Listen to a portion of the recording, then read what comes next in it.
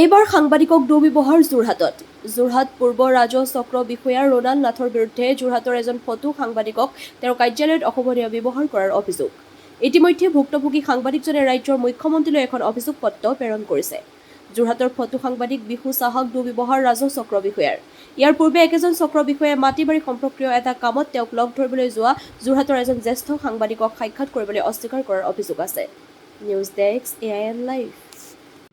Actually কি শনিবাৰে মানে 5 মাৰ্চ শনিবাৰে সন্ধিয়া 5 এপ্ৰিল 5 এপ্ৰিল শনিবাৰে সন্ধিয়া 6:40 বজাত মই চাৰ্কল অফিচত গ'লোঁ।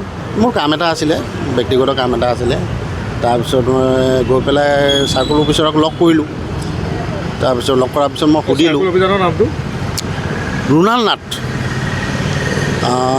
লগ কৰি পেলাই এখেতক সুধিলোঁ কামটো কি হ'ল। কৈছে কামটো বোলে আপোনাৰ কামটো সেই কাইলৈ লৈ যাব, কাগজটো কাইলৈ লৈ যাব। মই ক'লোঁ ইমান দিন লাগেনে? কৈছে আপুনি সাংবাদিকৰ নিচিনা কথা নাপাতিব। তাৰপিছত মই একো কোৱা নাই। তাৰপিছত মই ক'লোঁ যে আপোনাক কথাটো সুধিছোঁহে। নহয় আপুনি ওলাই যাওক, ইয়াৰ পৰা ওলাই যাওক। আপুনি বোলে এই কি কয় ওপৰৰ কাবাক যদি ক'বলৈ হয় আপুনি কৈ দিব পাৰে। তেনেকৈ যোন ব্যৱহাৰ কৰিলে আৰু আপোনাৰ কৈছে যে তাৰপিছত ক'লে যে এইটো আপোনাৰ ঘৰ বুলি ভাবিছে নেকি? মই ক'লোঁ এইটো মোৰ ঘৰ নহয়, আপোনাৰো ঘৰ নহয়। সেইটো কৈ পেলাই মই ওলাই আহিলোঁ। মানে আপোনাক বেয়া ব্যৱহাৰ কৰে, বেয়া ব্যৱহাৰ কৰে। মুখ্যমন্ত্ৰীয়ে বাৰে বাৰে এটা কথা কয় যে কাম কাজখিনি কৰি থাকিব নালাগে চৰকাৰী অফিচত, সেই ক্ষেত্ৰত কি ক'ব?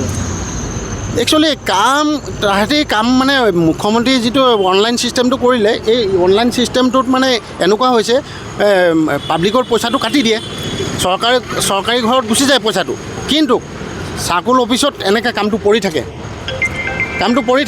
তাহাঁতি ক্লিকলৈকে নকৰে। তাহাঁতি যেতিয়ালৈকে মানুহ গৈ পেলাই খবৰ নলয়, ক্লিকলৈকে নকৰে তাহাঁতি। এওঁলোকৰ কাৰণে এইটো হৈছে, মানে তেওঁলোকে মানে লেহেমীয়া গতি। আৰু মুখ্যমন্ত্ৰীক আপুনি কি আহ্বান জনাব? মুখ্যমন্ত্ৰীয়ে সেইটো আহ্বান জনাম যে সাংবাদিকৰ ওপৰত এনেকুৱা দুৰ্ব্যৱহাৰ যাতে ভৱিষ্যতে নকৰে, আৰু সেইটো লৈ অনুৰোধ জনালোঁ। আপুনি তেখেতক আপুনি সাংবাদিক বুলি নিজৰ পৰিচয় দিছিল নেকি? এখেতে নিজে কৈছে, নিজে জানে মই সাংবাদিক বুলি, মই পৰিচয় দিয়া নাই। এখেতে নিজে জানে, নিজে জানি পেলাই মোক কৈছে সাংবাদিকৰ নিচিনা কথা নাপাতিব। সেইটো মানে মইতো সাংবাদিকে নহয়, মই জানিবলৈ আহিছোঁ মোৰ কামটো কি হৈছে নহৈছে। আপুনি এজন চৰকাৰী স্বীকৃতিপ্ৰাপ্ত সাংবাদিক, তাৰপিছতো এনেকৈ ব্যৱহাৰ কৰিছে, আপুনি এই ক্ষেত্ৰত কি ক'ব এতিয়া? একচুৱেলি কি বিচাৰে মানে?